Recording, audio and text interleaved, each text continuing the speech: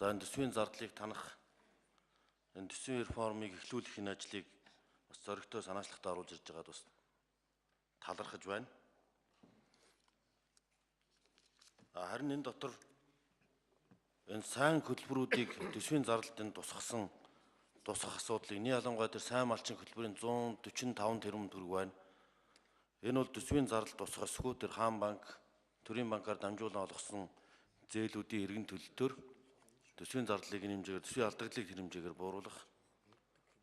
За мөн нэлээд олон яамнууд дээр урсгал зардлыг танах боломж гадаад яамнаас эхлээд өвөр шиггүй элчин сайдын яамд тэрийн асуудлыг үнэлэх цэгнэхээс эхсүүлээд энэ бүсээ хангалах бодлогоо бас нэлээд нэг ялангуяа урсгал зардлын хувьд бол анхаарах хэрэгтэй байхаа гэж бодож байна. Энэ бол бидний 17 оны төсвийн суур болох учраас яг энэ төсвийн тодголын үеэр нэг шийдэд явах саналтай байна.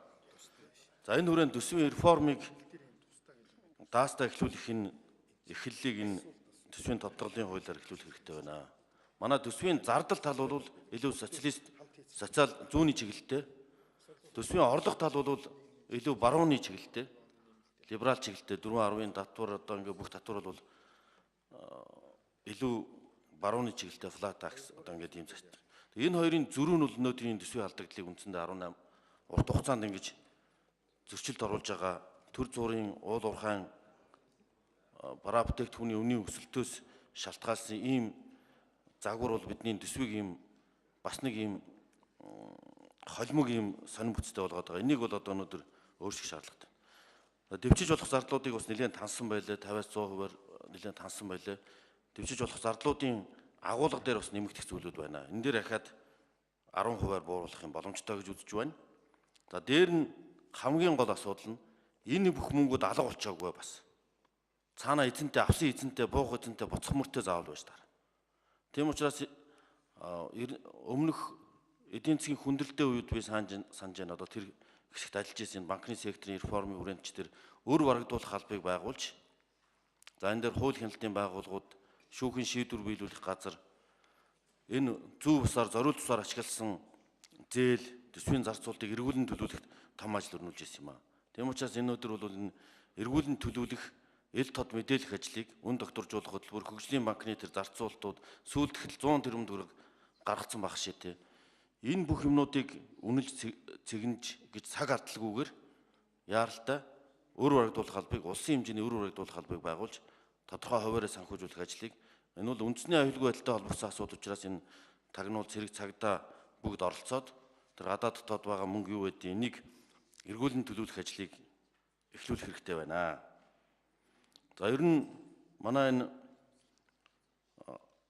төсвийн зардлууд, орон нутгийн концессиуд, нийтийн концессиуд, за зээлүүд дээр бол зөвс зориултын бусаар ашиглагдсан эргэж төлөгдөх болцоотой ийм нөөц болцоог энэ дааш тэр засгийн газрын авлагыг барагдуулахын ажлыг төсвийн авлагыг барагдуулах ажлыг татварын авлагыг оруулаад одоо зохион байгуулах ажил бол орлого талдаа хийх, зардал талдаа зардлаа улам бүсээ чангалах ийм суурийг өнөөдөр ингэ тавихгүйгээр 17 оны төсөв дээр энэ бас ахаад энэ зүйл мартагдана хүмүүс өнөөдөр энэ халуун дээрээ ямаа нэм халуун дээрээ гэдэг энэ өөрчлөлтүүдийг хийх цаг нь энэ төсвийн тодголын цагаа.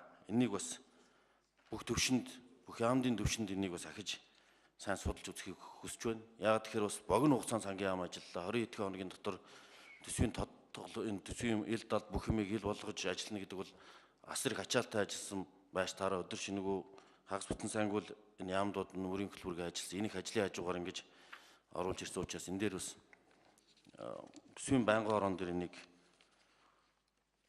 орлого зарлах тал хоёрыг ахиж нэгтэлж үзхийг ийм саналтай байна. Тэгээд сангийн яам, сангийн сайд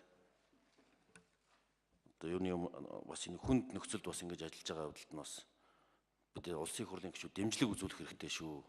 Бид одоо их сайн ойлгож хүнд нөхцөлийг ойлгож хүн бүр хичээж боломжийн хэмжээгээр ойлгож тусалж дэмжиж энэ төсвийн хүндрэлийг даван